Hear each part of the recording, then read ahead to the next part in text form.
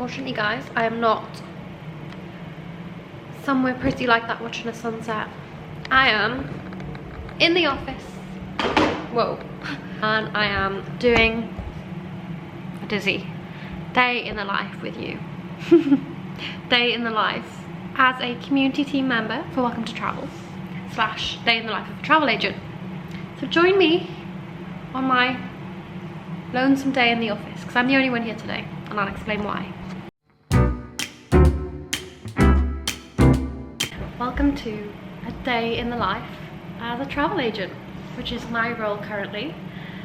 It's 8:45 on a Sunday, so working as a travel agent often means that you have to come in at like kind of sometimes weird hours, because we want to make sure that if we have any problems that our travellers come to us with, we've sent people off on trips along the East Coast and other places, and if they have issues when they're there, we want to make sure that we're able to pick up the phone, help them solve their problems.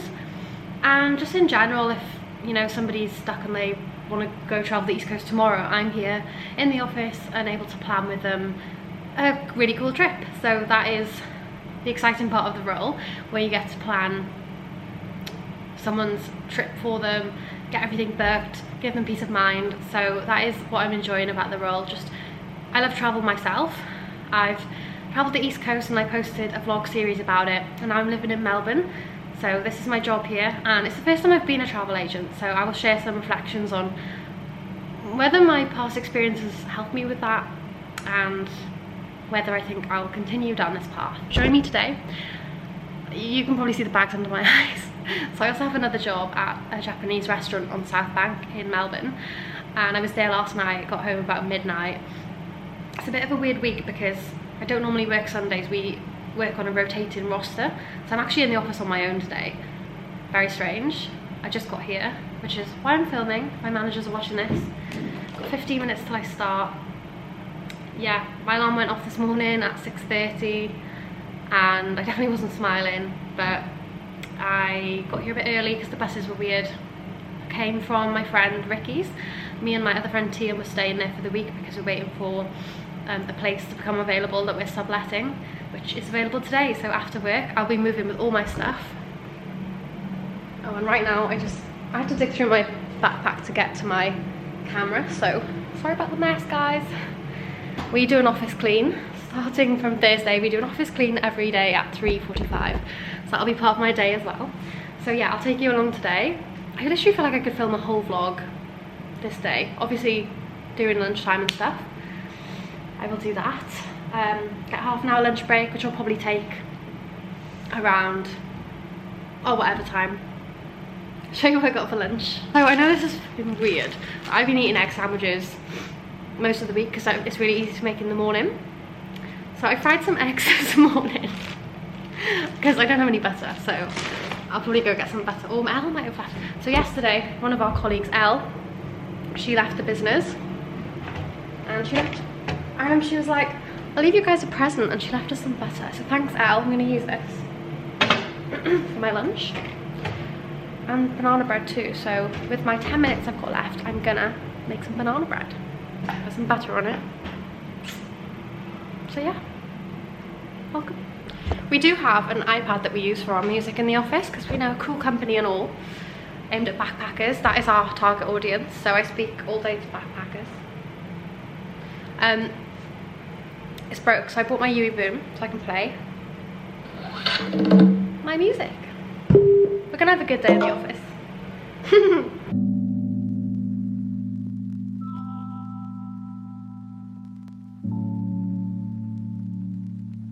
Okay, so first of all, what does a travel agent eat for breakfast? I'm joking, this is just personal to me. Some banana bread loaf, so I'm gonna maybe see if I can toast it in our toasting machine. And boil the kettle, of course, have some coffee. I got left this note, so problem 1 of the day is now solved.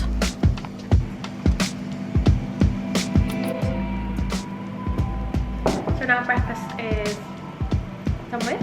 I can open up my emails, see if there's anything urgent, which there is actually. It's a cancellation for some accommodation in Cairns. So I'm gonna work on these. I'm also going to open up Dialpad because that's the thing we use to call like travellers, and like if you go on Google and phone our number, this is the number that we get that through to. And we also use it to call any suppliers if we need to check something. So open up that just in case anybody calls. It's Sunday though, so I don't know how many people will get calling, but yeah, we are technically open, of course, that's why I'm here. So I'm just going to work on this urgent request. I want to check out early because he's got to fly to Sydney, can cancel the following dates. So I basically just need to action this and give him his money back, see if we can check any cancellation policies and fees and stuff, let him know, get him to confirm what he wants, that sort of stuff. So it's now 10:15. I had a little look at emails and stuff, but the guys in Sydney gave me a call. So there's 2 people working in the office over there, because we do have a Sydney office. And we're just having a little catch up and talking about whether we need to help each other out with anything. Oh baby, baby. This is where I get my Britney on. I'm gonna call Mad Monkey Hostel to see if there's any fees and to ask the rate per night so I can give him the right amount of money. So as well as travellers getting in touch with us to make changes or to cancel something, we also get emails about random things, because we do say get in touch with us about anything. We're here and happy to answer any questions from our own experience. So somebody emailed in and said they lost their driver's license. I lost my driver's license in Sydney over Christmas and I still don't have it. So yeah, she's just like, what can I do? Do I need my license for anything?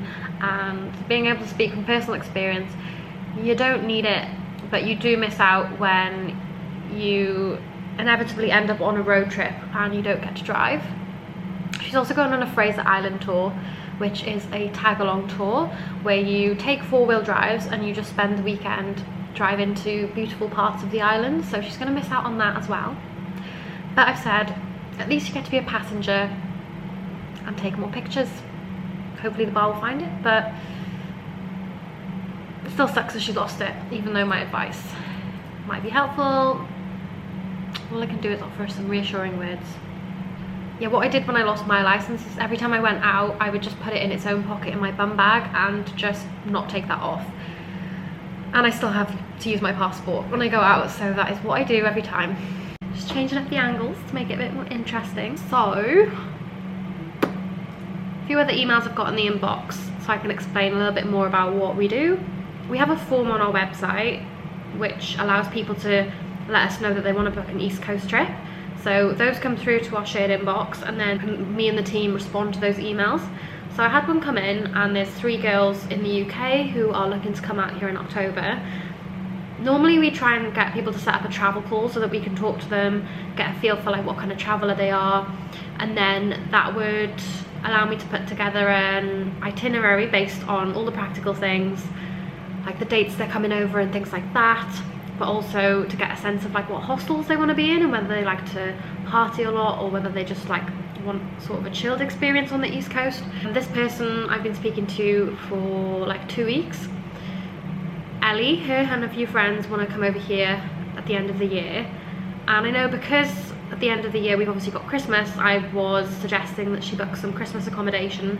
So I've looked into prices and things like that for her, and I've given her quotes, and she's finally settled on a place to stay for Christmas. So she's coming to Melbourne, so I obviously am in Melbourne, that's where I can offer my experience. And like at Christmas everybody wants to be by the beach in St Kilda, so I've set those 3 up with a room in St Kilda in Nomads. Not just that, but they want to do the East Coast before they get there, so I've put together an itinerary which they're happy with.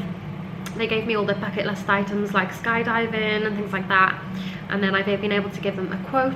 They also want to set up a payment plan, so I've been able to put together like 4 months of payments for them, and then yeah, we will get that all booked for them. That's another email I've had in the inbox today, just letting me know that they're really keen to get it booked, which is good. Makes it feel like your job's worth it because you're just like giving people that peace of mind, like I said, and you're able to show people all the cool things you can do on a trip like this. What else have we got? As I said, travel calls. I'm working 9 to 5 this week and next week, but in 2 weeks time I'm working 10 till 6 and for 2 weeks, and then I'm working 8 till 4. With the time differences and everything, when we have people all the way in the UK, and we do get people from Europe and everything, and the US as well, those are our main like 3 sorts of places that we get people asking us questions and inquiring with us about travel.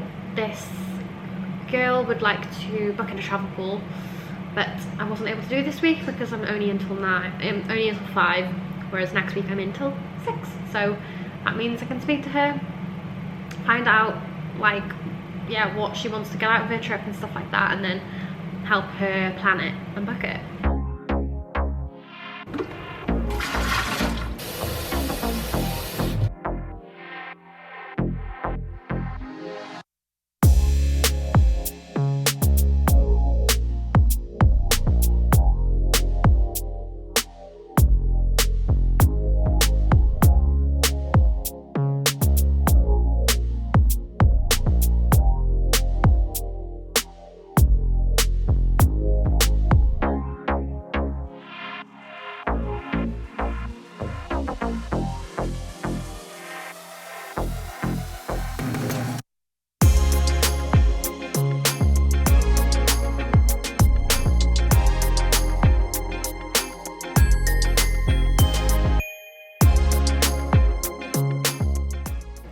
So we have this space as well.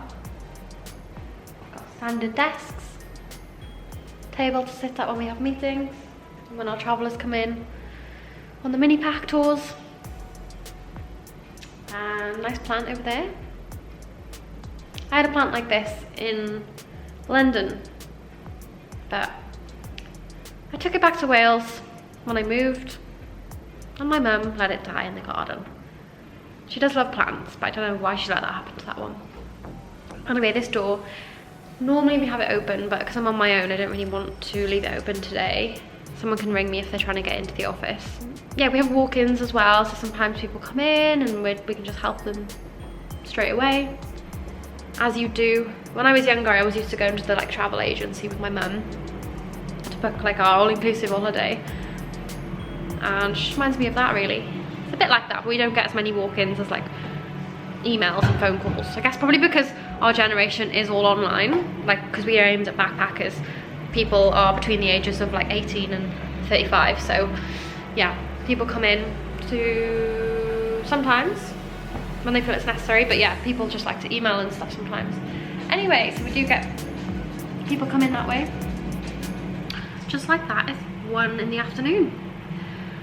I've been working on putting together a quote for one of the travellers, so just a bit of focus time. I'm gonna go make a tea in a minute, ready for the afternoon.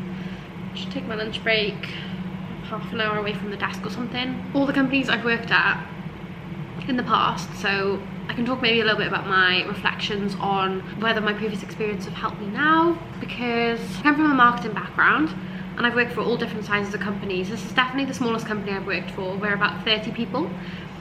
I've worked for an organisation called Cabby, which was a not-for-profit.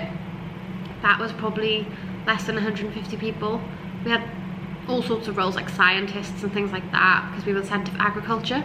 So we had people who were studying plants and animals and stuff. That organisation, we had an hour's lunch break and we'd always go for walks in Wallingford in Oxfordshire. So I've just graduated from uni and I got a job in this place because I really wanted to work in publishing, and a lot of the places in the UK where publishing companies are is in Oxford or London. And this place was about 40 minutes from Oxford. So I was living in Reading, I commuted to Wallingford, and yeah, I'd get out most lunchtimes and have a walk around the park because it was absolutely beautiful. If I can find some pictures, I will put them here because it was absolutely gorgeous, especially in the autumn.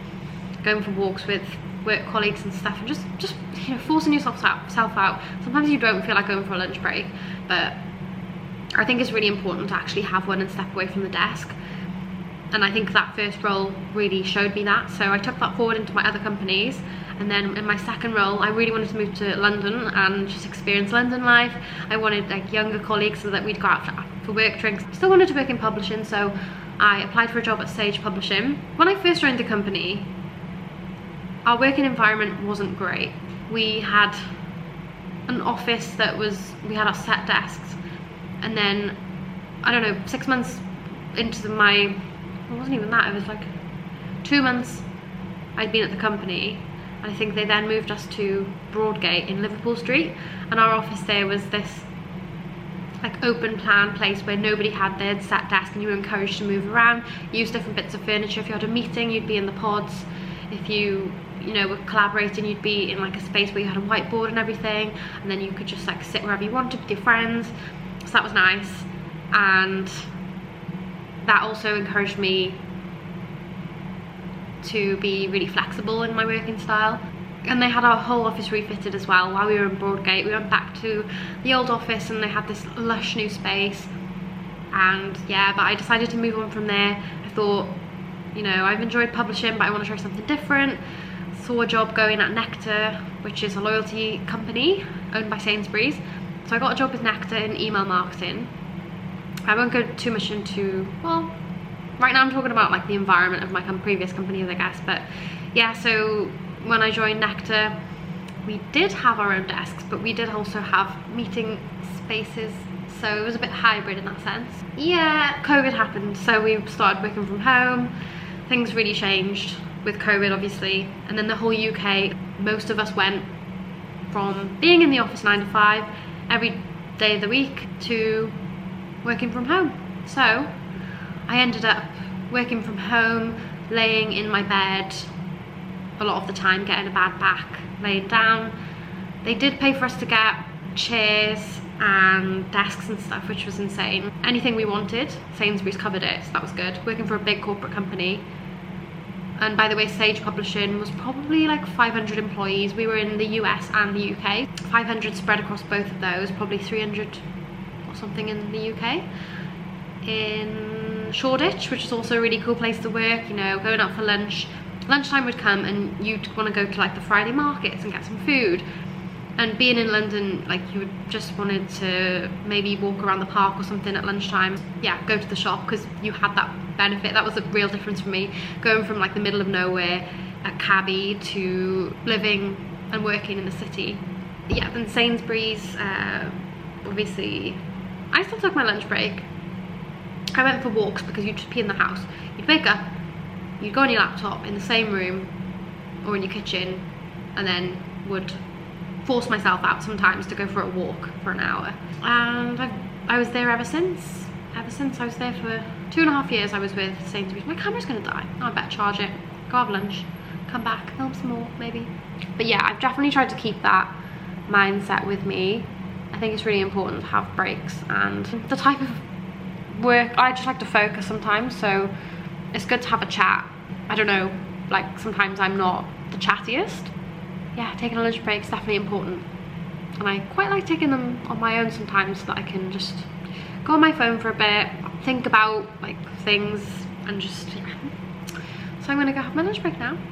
I'm trying to think, is there something I could see myself doing long term?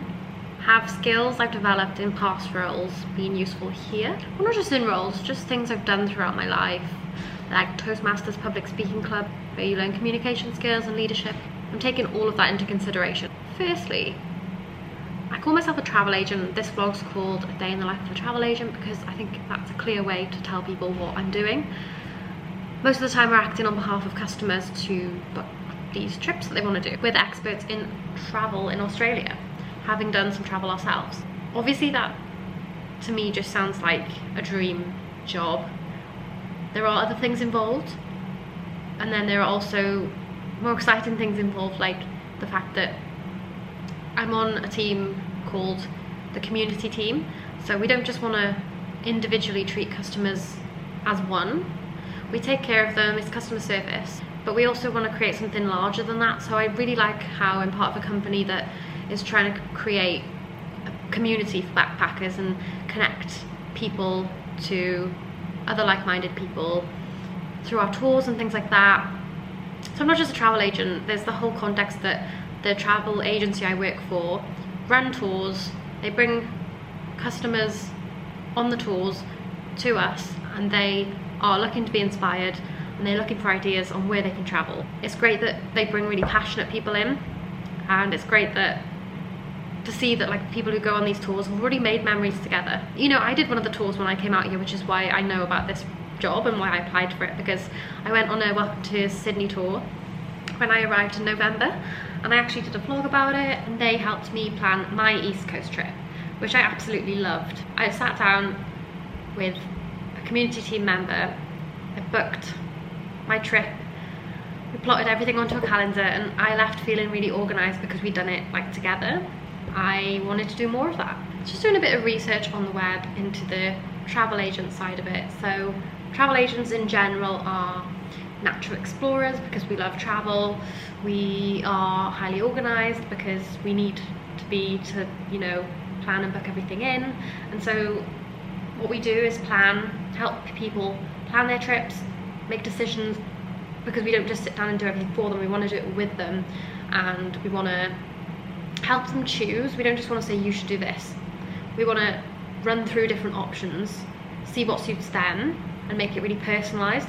So I really like that part of it as well. And I kind of like being the expert on a place that I've been able to offer my own experiences, and my experiences that are really dear to me actually helping other people as well. So I think it's a really valuable use of time. I've been in previous roles.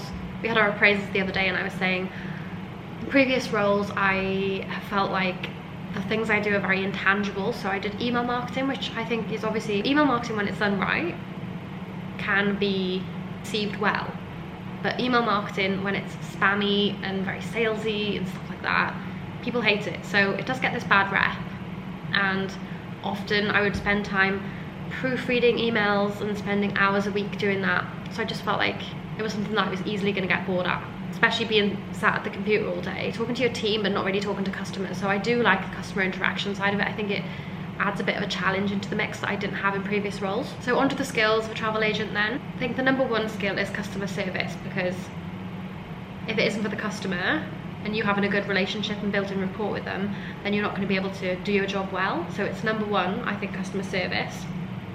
And I've had customer service jobs in the past, but I think this, on my working holiday, I've really actually proved to myself that I can do well in a customer service role, especially with my job in the restaurant as well. So I'm pleased with myself for that. We put a lot of emphasis on service, and that naturally just bringing in the business, just having good service, like being in on a Sunday. I think that's all part of us providing that good service. Like I've had a few calls today, somebody just called me asking how much travel credit they had. You know, you don't get that frustration, I guess.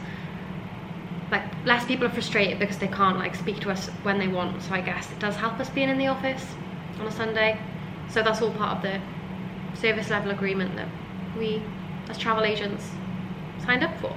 Now I studied English literature, and I've had various marketing roles that have all required good communication skills, because you are interacting with people and you're passing on information and you're trying to do things in the right way. And there's just so many ways that communication is important for this role.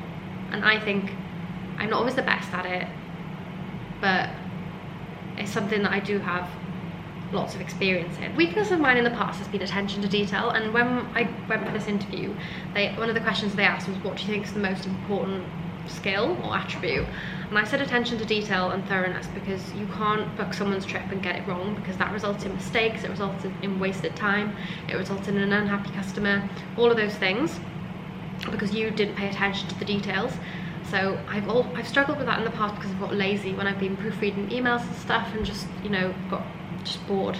I actually am not too bad with attention to detail, I would say now, because I'm able to correctly book in trips. I haven't made any major mistakes yet, so I'm pretty happy with that. I've proved to myself that my attention to detail isn't as bad as I thought. A few other things like listening skills fall into the category of communication. You have to sit down with someone, listen to what they want, and that's very important to make sure that you can reflect that back, because mirroring is an important technique to actually show someone that you understand what they've said, what they want, and then that builds trust with them.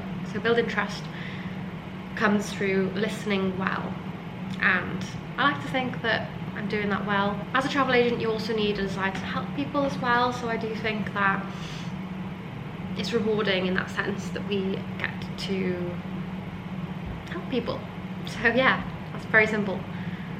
Who doesn't want to help people? A few other skills then that I actually probably struggle with a bit. Being persuasive, I think, because I can sound quite unsure when I speak sometimes. I use a lot of ums. I freak out when I get a question sometimes. When I'm under pressure, I kind of lean on others a little bit, which is fine, but it would be good if I could build confidence in like backing myself.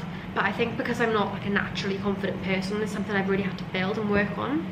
Being persuasive is definitely important, but one I need to work on. The other thing that makes me feel awkward is selling products, because where selling also gets a bad rap is like the idea that somebody doesn't want something. It's just because they don't know they want it yet, and you have to convince and persuade them to go ahead with that thing. I need to still figure out what's going to help me sell better. As I said, we in our company try to focus less on the selling aspect and more on the service, in the hopes that it will build a sustainable business. This is the first kind of salesy role that I've had. I've surprised myself that I'm able to do it. I'm happy about that, and I think it's multifaceted. Like, it's not as simple as just defining it as making somebody buy something that they don't want. Like, it's not like that. It's somebody wants to have amazing experiences and make memories. We have ideas about how they can do that, given that we've experienced it ourselves. And not just that, but like, I haven't done a skydive, but from what I've heard from my colleagues and other people when I was traveling, skydiving, if you're up for it, is like one of the best things in the world to experience. So when I try and sit down and like sell that, I'm not trying to like make somebody do something they don't want. It's that like, they've said they want cool experiences, we know how they can do that, so we try and suggest things that will help them achieve that, if that makes sense. That's how I see it anyway. That is the role in a nutshell. I am enjoying it. I think what I'm struggling with is probably being in the office 5 days a week when I worked from home for 3 years. That is something I'm not sure if I'll ever get used to. I've done a bit of research on other day in the life travel agent vlogs.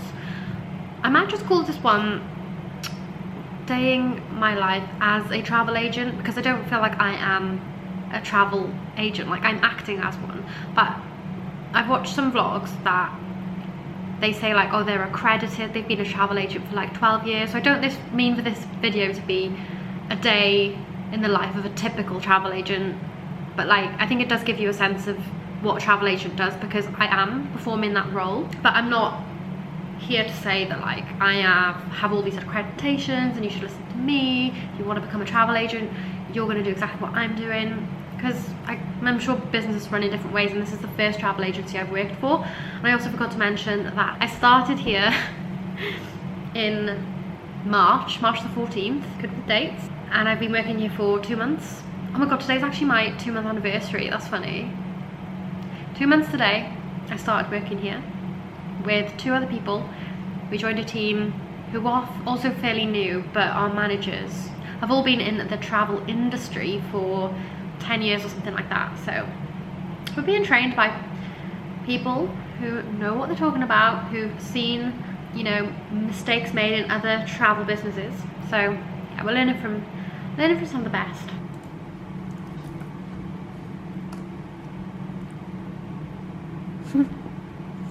Whenever I'm going to join a call, I always just double check my appearance.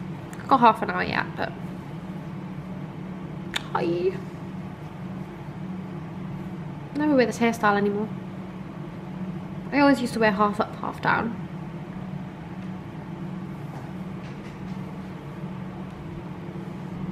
Ooh, 1 hour to go.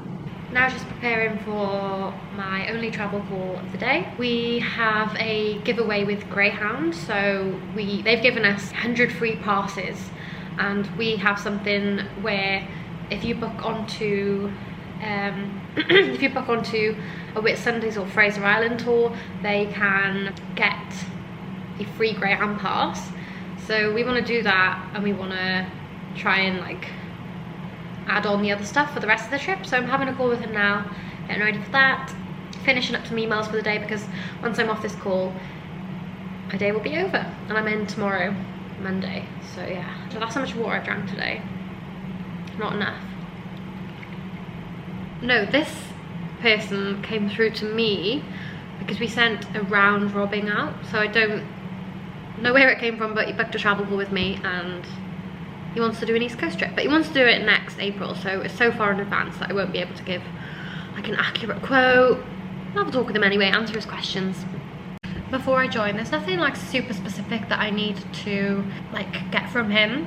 I just want to leave a good impression of Welcome to Travel. I want to be helpful, so if he has any questions I want to answer them. But I guess what we like to do after these calls is create an itinerary for them, give them a bit of a quote if they want one, so they can see how much it'll all cost, and that'll help them budget for a trip on the East Coast. If they are at home, this guy obviously is in the UK. I like to ask questions like, where are you from, what are you doing for work at the moment. He's mentioned in his comments that he's vegetarian, so I'm kind of going to be like, how long have you been vegetarian for, because I'm veggie too. Ask him what he wanted to get out of the chat, and he's left a few other notes that help me with some questions to ask, but I also want to know like what his bucket list items are, and I'll put all of that into some notes so that if he does come back in 6 months, we know what we've chatted about, and if it's not me who's still here, someone else will be able to pick it up.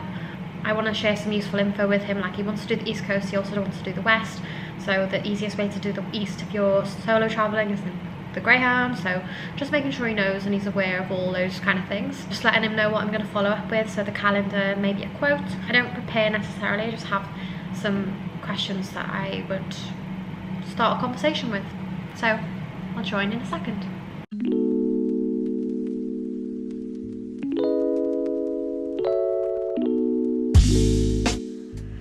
My call was with a guy called Callum from the UK who had questions for me about which airline is a good one to go for, what happens with his lifetime ISA when he comes over here.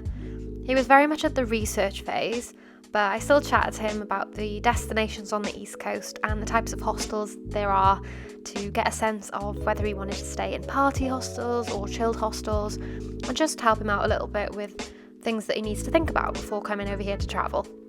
He found out about Welcome to Travel through YouTube, so we were also bonding a little bit over some YouTubers that we both watch, and later down the line I saw that he booked onto our welcome tour using the Backpacking Bananas $50 off code, so it was good to chat with him.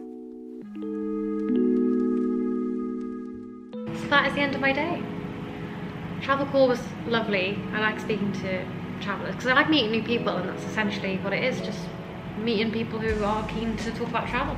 So yeah, I think he's going to book on one of our welcome tours, and probably will book travel whilst on tour, so probably won't be looking at like booking anything for him, but I'm happy to offer some advice. I think I'm going to get an Uber home now. Where's home though? Moving to a new place. Next vlog will be moving into my 1, 2, 3, 4, 5th home in Melbourne. Yeah, in 3 months, we've moved to like 5 different places. This one is actually a sublet that we're staying in for 2 months. I can't even remember the address. So yeah, I'm gonna head off now. Thanks for joining me, hope that was useful. Hope you enjoyed hearing what I do at work and what it's like to be a travel agent and what we get up to. And I hope to see you in the next vlog. This is the view from our new place. Sick. Tail end of a sunset. See the MCG, I think?